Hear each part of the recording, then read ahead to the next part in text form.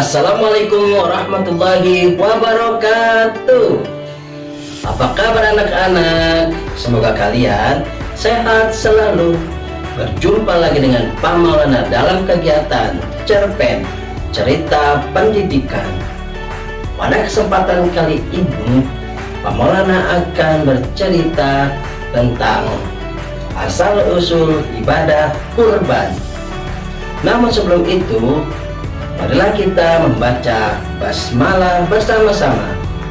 Bismillahirrahmanirrahim. Anak soleh, anak solehah.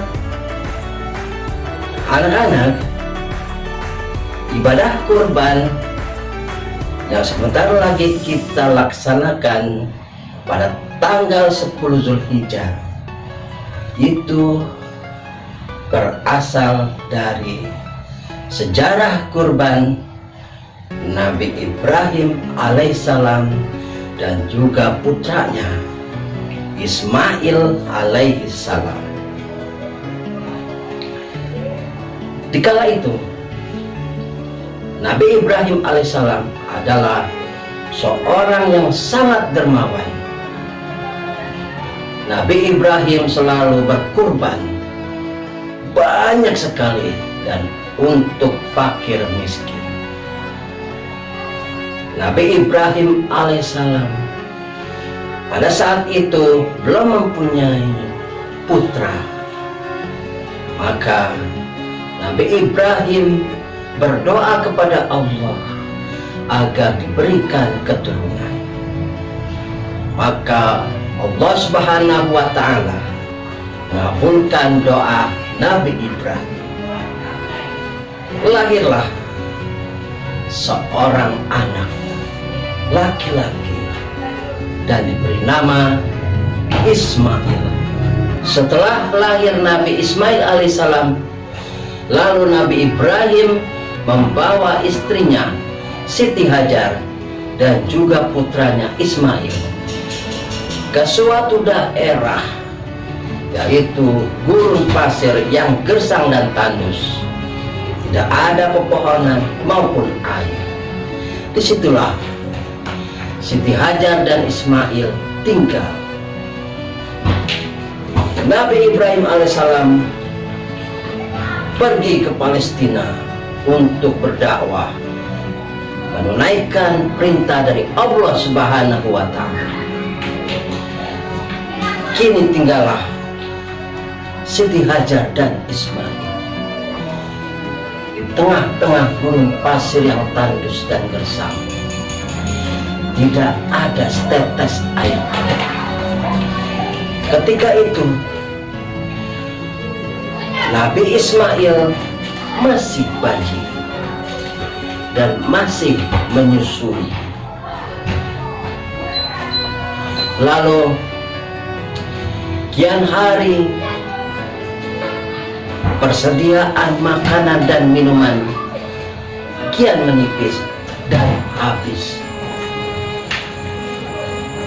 Nabi Ismail merasa haus dan ingin minum, namun tidak ada air. Siti Hajar kebingungan. Ya Allah, anakku Ismail kehausan, menangis. Nabi Ismail menangis karena daus.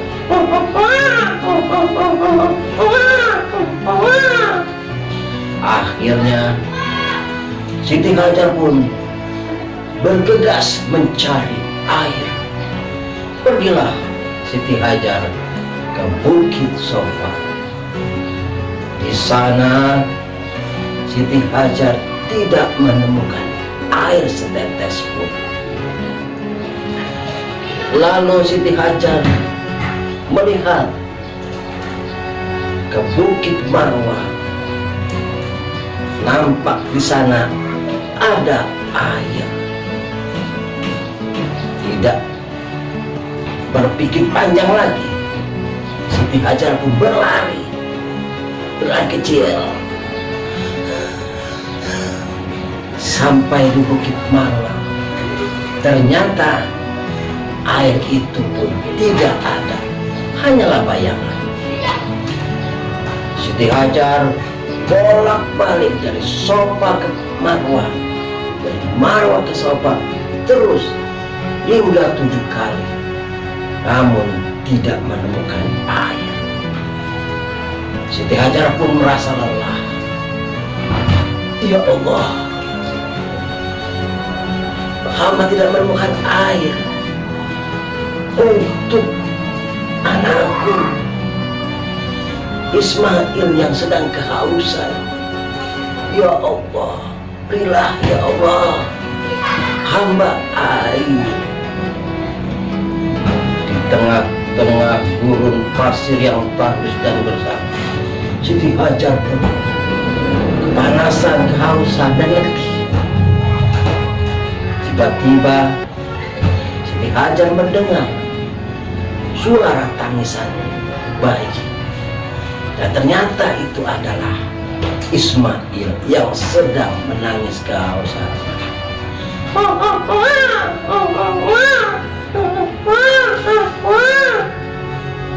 Maka berlarilah Siti Hajar menghampiri Ismail. Oh anakku, anakku, sambil tertatih-tatih, anakku, anakku, anakku. Sampainya pada anaknya Ismail, Siti Hajar kaget terkejut. Ya Allah, ternyata Siti Hajar melihat pancaran air dari dekat kaki anaknya Ismail yang sedang menangis dan hentak-hentakan kakinya ke bumi.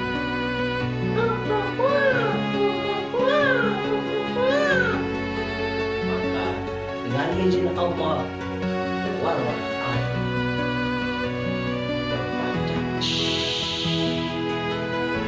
Ya Allah, terima kasih ya Allah, Kau telah berikan kami air. Ya Allah, terima kasih. Kemudian Siti Hajar mengumpulkan air. Zam-zam, zam-zam, zam-zam, air. Zam-zam artinya kumpul-kumpul. Pada saat itu belum ada ember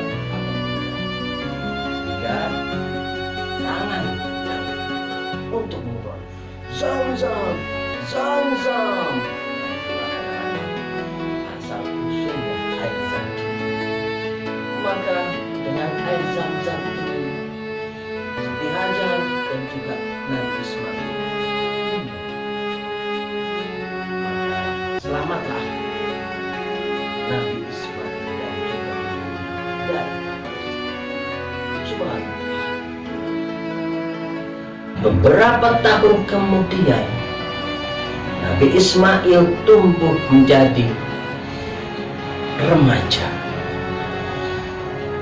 berparas ganteng dan juga indah dipandang. Maka Nabi Ibrahim alaihissalam pun menemui anak dan istrinya di Mekah. Pertemuan pun terjadi. Alangkah bahagianya Nabi Ibrahim berjumpa dengan keluarganya. Nabi Ibrahim masih rindu dengan anaknya. Namun di suatu malam Nabi Ibrahim bermimpi. Dalam mimpinya itu Nabi Ibrahim diperintahkan oleh Allah Subhanahu wa Ta'ala untuk menyembelih anaknya Ismail. Nabi Ibrahim terbangun. Astagfirullahaladzim. Mudah-mudahan ini hanyalah mimpi. Nah, keesokan harinya Nabi Ibrahim bermimpi lagi, sama seperti itu juga, yaitu perintah Allah untuk menyembelih anaknya. Sampai ketiga kali Nabi Ibrahim bermimpi diperintahkan oleh Allah untuk menyembelih Ismail. Lalu Nabi Ibrahim berkesimpulan, ini adalah perintah dari Allah. Nabi Ibrahim memanggil Ismail. Wahai Ismail anakku, kemarilah. Ya ayah, ada apa? Semalam ayah bermimpi. Dalam mimpi itu Allah memerintahkan kepada ayah untuk menyembelih kamu Ismail. Bagaimana pendapat? Kata Ismail dengan lantang dan tegas menjawab, laksanakanlah ayah, kalau memang itu perintah Allah. Mudah-mudahan saya termasuk orang-orang yang bersabar. Mendengar perkataan ini, berlinanglah air mata Nabi Ibrahim. Merasa bersyukur mempunyai anak yang soleh. Maka Nabi Ibrahim pun siap melaksanakan perintah ini dan mempersiapkan peralatan, mengasah pedang untuk menyembelih Nabi Ismail. Nah anak-anak, tidak sampai di situ saja. Perjuangan Nabi Ibrahim untuk melaksanakan perintah Allah mendapatkan ujian, yaitu godaan setan. Setan tidak mau kalau Nabi Ibrahim melaksanakan perintah Allah. Lalu setan pun menggodanya, datang ke Nabi Ibrahim. Wahai Nabi Ibrahim, kamu mau menyembelih anak kamu ya? Ya, memang kenapa? Jangan mau, anak kamu itu masih kecil, ganteng lagi. Jangan, kasihan. Nabi Ibrahim tidak tergoda oleh bisikan setan. Wahai setan, saya tidak mau digoda oleh kamu. Pergilah. Nih rasakan. Nabi Ibrahim mengambil batu kerikil. Nih rasakan. Menimpuk setan dengan membaca Bismillahirrahmanirrahim, Allahu Akbar. Wow, setan yang tadinya kamu Ibrahim, apa yang kamu lakukan padaku? Awas ya. Batunya pun mengenai setan. Setannya jatuh tersungkur. Namun anak-anak, apakah setan itu menyerah? Tidak. Dan setan bangkit lagi yang kedua kalinya. Tidak mempan Nabi Ibrahim digoda. Akhirnya dia datang ke anaknya Nabi Ismail. Hai Ismail, kamu tahu tidak ada apa? Kamu mau disembelih. Emang kamu berani? Aku berani karena ini perintah Allah. Jangan mau. Kamu dengan kabur saja dari sini. Hai setan, pergi. Lalu Nabi Ismail pun mengambil batu kerikil dan menimpuknya dengan membaca Bismillahirrahmanirrahim. Itu cuma batu. Aku kuat. Batunya.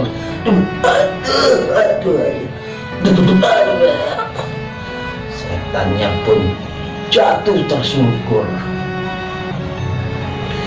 Anak-anak, setan tidak putus asa.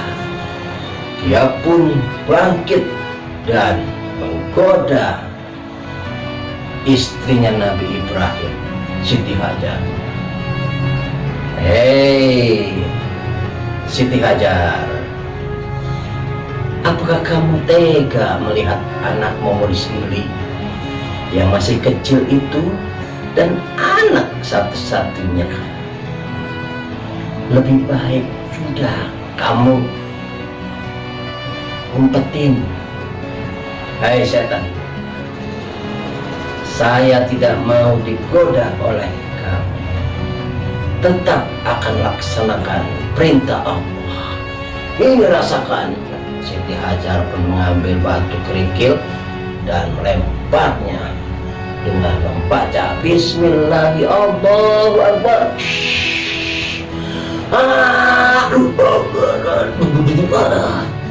Setan yang ketiga pun tersungkur jatuh. Akhirnya Nabi Ibrahim alaihissalam terhindar dari godaan setan. Maka Nabi Ibrahim mengajak Nabi Ismail ke suatu tempat yang sepi sunyi untuk menjalankan perintah Allah, yaitu menyembelih anaknya. Sampailah di tempat yang sepi sunyi. Wahai Ismail anakku, apakah kamu sudah siap?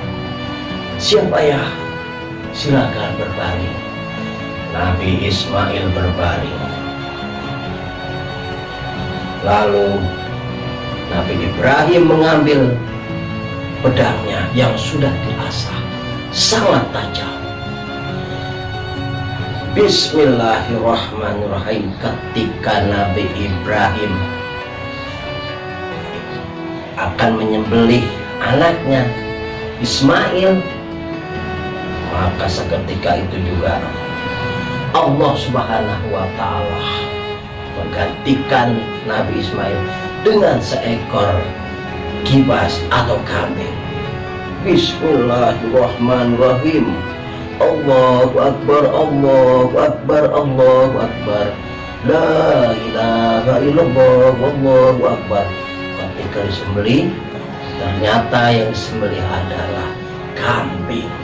Mbek, mbek. Subhanallah, ya Allah.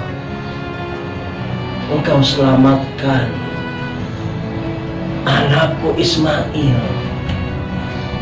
Dan Allah Subhanahu wa Ta'ala hanya memuji hambanya yang beriman dan bertakwa. Maka Nabi Ibrahim dan juga anaknya Ismail, dia adalah orang yang bertakwa, yang lulus ujian dari Allah Subhanahu wa Ta'ala. Ini adalah ujian yang sangat berat dan besar, namun Nabi Ibrahim bisa melewatinya. Itu pun Nabi Ismail alaihissalam. Nah anak-anak, marilah kita mencontoh takwa Nabi Ibrahim dan juga Nabi Ismail. Marilah anak-anak, kalau kita mempunyai lapangan rezeki, marilah kita berkurban karena Allah Ta'ala. Disinilah ibadah kurban itu dilaksanakan setiap tanggal 10 Zulhijjah. Ini adalah sejarah ibadah kurban. Anak-anak, demikian cerita asal usul kurban. Semoga kita semua dapat meneladani ketakwaan dan kesabaran Nabi Ibrahim dan juga Nabi Ismail alaihissalam. Terima kasih atas perhatiannya, dan Pak Maulana akhiri. Billahi taufiq wal hidayah. Wassalamualaikum warahmatullahi wabarakatuh.